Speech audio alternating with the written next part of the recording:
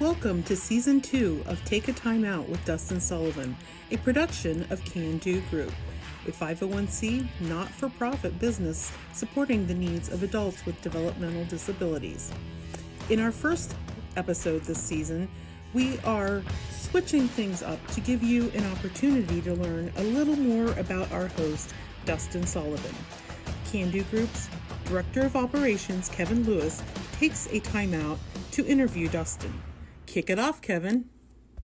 So here we go, Dustin. So those of us who know you somewhat well know that you are passionate about sports, love your sports. Yeah. So can you tell us how you became so interested in sports? I just always liked them because my dad grew up like watching Steelers, so that's how I started. Because my grandpa used to tell me stories about sports, so I always loved the stories that my grandpa told me. He was a big sports fan, so it kind of set off something in me. Good. So it started with dad and granddad primarily, Yeah. huh? Awesome. And are they the reason you've chosen some of the teams you support, like the Steelers and the Reds and the Buckeyes? Yeah, Yeah. I picked the Buckeyes because we're from Ohio, so I like to support the Ohio teams. And I like to have teams all different places because I like to mix it up a little bit. Who was the Steelers fan? My dad, because he grew up in the 70s watching the Steel Curtain. Mm-hmm. I just always liked their colors. And it's because Ben Roethlisberger was from Ohio, so it kind of wanted me to like them. You got some close ties to it from your hometown and whatnot. Yeah, and I like the Reds because my grandpa grew up watching the Big Red Machine. Mm-hmm. The most dominant because they were known for the nasty boys. Rob Dibble, Norm Charlton, and Randy Myers. Yeah, that's amazing you remember those three names. Because I might have gotten them in a little bit, but I don't know if I could have. And I like them Rattle that them quickly. off like that. The reason I like the Buckeyes is because I love the culture and how passionate fans are. I'm with you on all but the Steelers. Yeah, my most memorable moment was going to the Browns Steelers and sitting in the dog pound with my grandpa. Browns, Steelers in the dog Yeah. pound. And he wasn't even it wasn't the Steelers. Oh. It was the Bengals and Browns. Oh, okay. Nonetheless, it's a great experience to go to a Yeah. big stadium like that and get to experience it. And see how the fans are. Yeah. Some interesting stuff when you go to games. Yeah, you had a bad experience Yeah. with what teams were playing. We went to Browns Steelers game with like 12. And my dad was sitting there with my uncle that passed away. And he was cheering for Steelers. And some big guy like grabbed my dad and was choking him out. My uncle that was bigger than him grabbed him like, and another Browns fan said, "We're Browns fans, we don't do that." Yeah, and you were there to Yeah. support the Steelers, so it scared Dustin because Yeah, my mom was cheering. I was cheering, and some lady told my mom he needs to stop cheering. She's like, he's 12. He doesn't understand. Yeah, people get a little bit overboard with that. The worst I ever had was at a pay-per-view fight. I got a beer thrown on me, Dustin, but, you know. Yeah, that's not the worst thing ever. Mike Tyson and Leon Spinks, I think. Back in the day, you didn't watch it in your living room. You had to go to a theater and pay so much. So I paid $25 to get a beer thrown on me because some guy was mad that Mike Tyson knocked out Spinks in the first round. So if you're frustrated, watch sports, just run over trash cans. Just run over trash cans. And They're cheaper yeah. than TVs. And it's better than hurting people. Because that's not right. So before I move on to my next question, we're gonna put in the trivia question of the week. You ready? Yeah. okay. So, how many turkeys are eaten on Thanksgiving? Since we're doing this taping just before Thanksgiving here. How many turkeys are eaten during the American Thanksgiving? Well, I don't think they celebrate Thanksgiving in other countries. Well, I think they do, but Do they? They probably don't eat. I think that's an turkey, American maybe. holiday.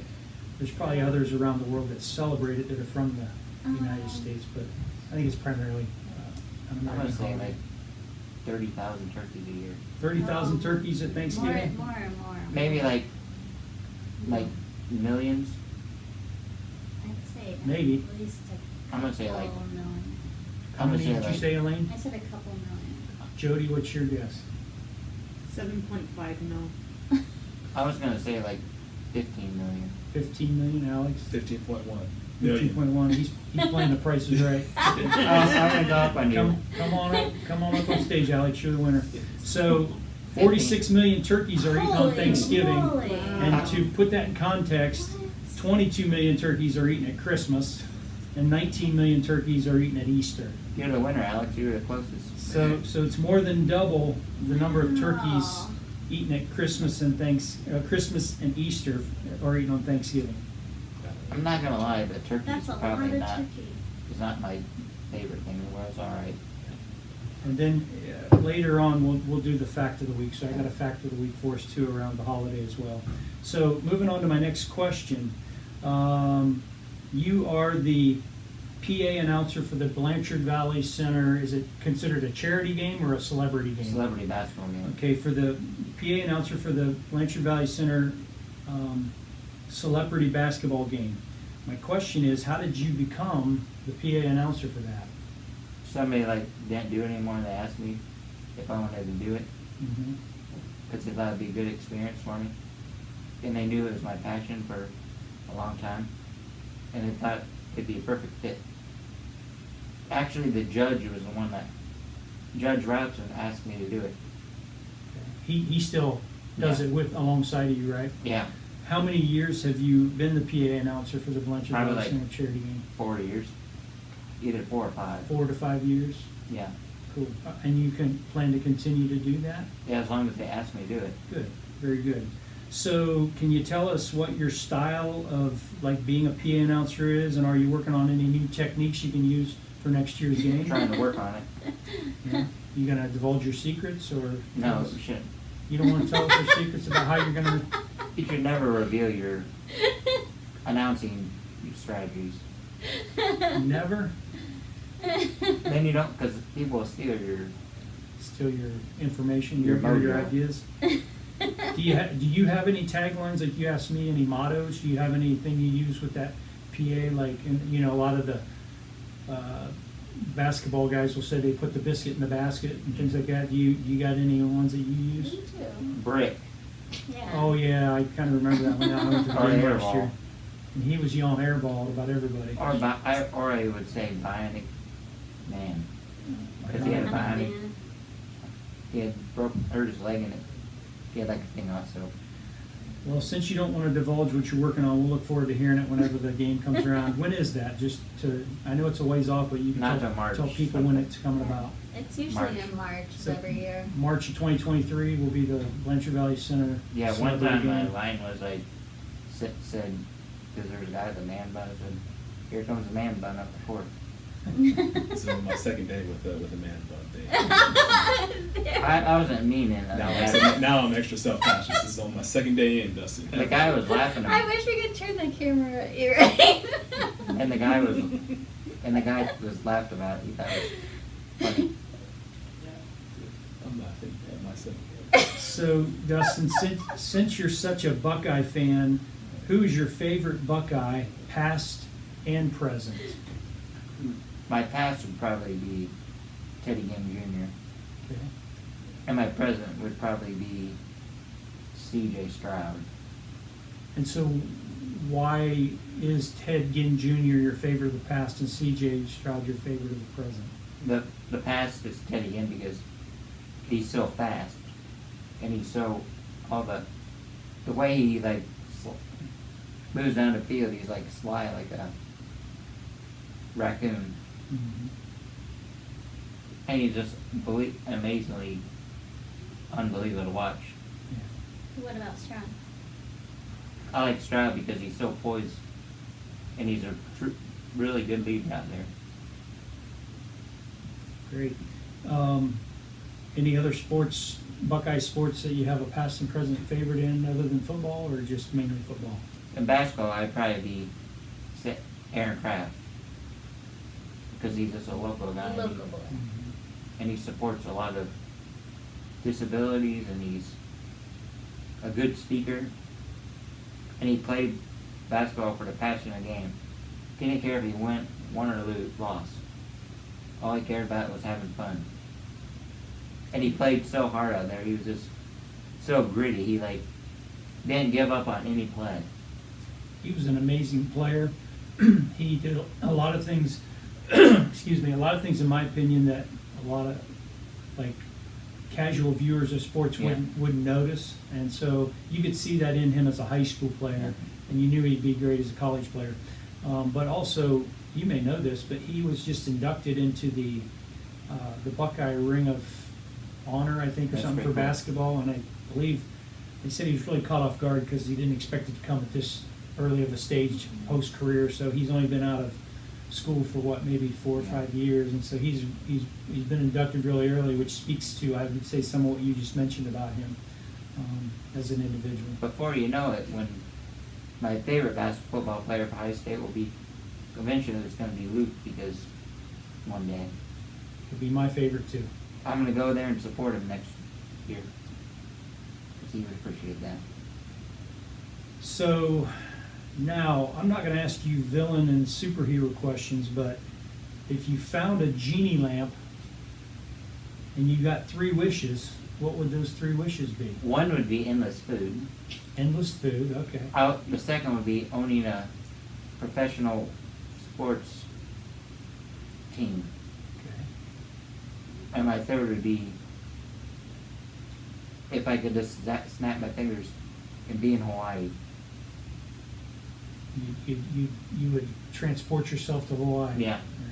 How long would you stay? As long as I want it. Just make sure you tell the genie that. Okay, so I'm going to interject the fact of the week now, because my next question is going to a different category. So the fact of the week was there was a comment made that in a letter written to his daughter, Ben Franklin proposed the turkey as the official United States bird. Did you know that? I would never guess that. I thought our bird was going to be the cardinal. That's what I thought it'd be. So what is the official U.S. bird of the United States? Do you know? I was going to say Is it the turkey? The bald eagle. It's the bald eagle. So it's published out there that he proposed that, but actually Ben Franklin never proposed the turkey as the official bird. After George Washington went in as the first president, they adopted the American bald eagle as the official national bird of the United States. And Benjamin Franklin did propose something else, but it was an image of Moses standing on the shore, not a turkey. I never knew that. So there's quite a exodus from that. But I found that interesting that as I was looking up facts, it took me to that. So the lesson there is you got to vet your facts. Yeah. So can't just read something and No. believe it always.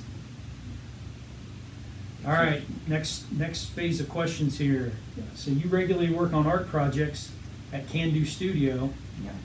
Can you tell us what your favorite medium to work with is? Oh, really? I think making stuff on the glow forge, like burning stuff, engraving stuff. So can you tell us what a Glowforge is? It's a laser printer thing that cuts stuff and burns stuff. And you can make mugs, and not mugs. You can make welcome signs, Christmas ornaments, gifts for people, and all different types of stuff. Is there anybody in this room that loves the Glowforge more than you? Because I think there probably is. I think so. I think it's somebody beside me. I think her name might be Elaine. According to Jordan, it gotta be Ellie. Elaine spends quite a bit of time learning that machine, so I know she's doing a great job helping you guys learn it. It's been a lot of fun. We can cut and etch into plexiglass, and a lot of wood projects we've done, and we just learned that we can do it in cardboard as well. And you can make chocolate out of it. Yeah. Yeah, you I can heard even that. etch on those macaroon cookies and stuff. So yeah, it's a laser cutter, laser engraver, and so it does a lot of stuff. If you ever want anything engraved, Alex, just Come.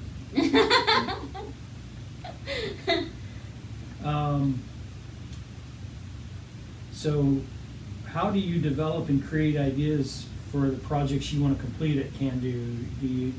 I search on the internet. I just think it just pops in my mind. Mhm. That Like, I'm and he kinda- has a lot of people That get me stuff. that put in Yeah. orders. Mhm.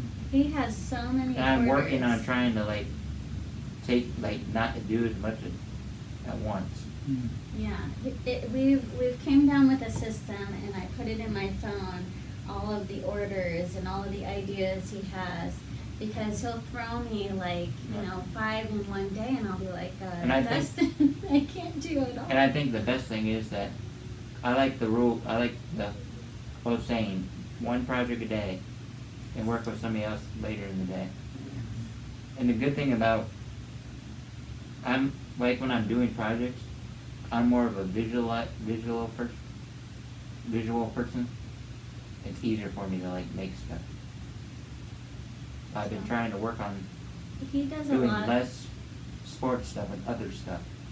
He does a lot of research on the computer, which he's able to move around on the computer with your PlayStation Yeah. controller, the little toggle, whatever you call that, the joystick thing is the mouse cursor moving around, and then the X button is like him doing a right click or a left click on the screen.